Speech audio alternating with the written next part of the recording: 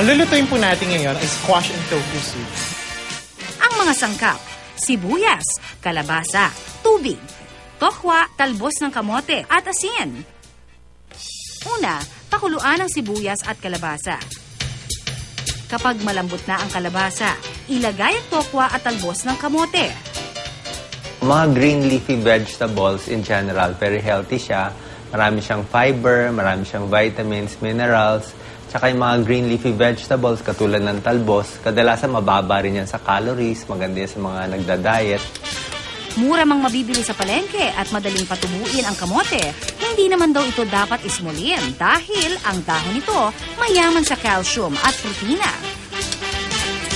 Marami din itong fiber na kailangan ng katawan para mailabas nito ang toxins. Matapos ang ilang minutong pagkulo, timplahan ng asin ang sabaw.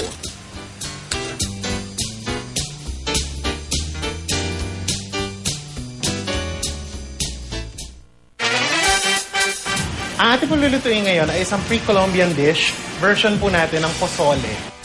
Tunog imported pero Pinoy na Pinoy naman ang ating sangkap gaya ng mantikilya, bawang, sibuyas, spring onions, 1/4 kilo ng karne ng baboy, corn syrup, mais, munggo, siling haba na hiniwa ng manipis, tubig at dahon ng laurel. Una, igisa sa mantikilya ang bawang, sibuyas at spring onion. At saka ilagay ang karne ng baboy. Ilang minuto pa, ibuhos ang corn syrup, mais at munggo. Ang munggo parang mura lang siya, tsaka mataas siya sa protina. So, imbis na yung protina mo, kukunin mo sa baboy, sa baka, at least dito na lang, vegetable protein. Ihalo rin ang siling haba at ibuhos ang tubig.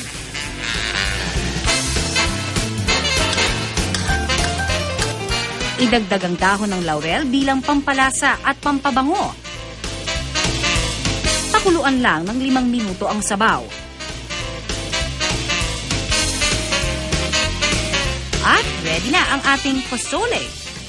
Sa halagang 90 pesos, 4 na tao na ang makakahigop ng mainit na sabaw na ito.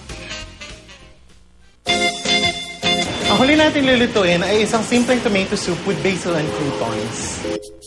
Ang mga sangkap: mantikilya, bawang, sibuyas, isang pirasong chicken broth cube, paminta, harina, tubig, tomato sauce, dahon ng basil at croutons o toasted bread na hiniwa ng maliliit.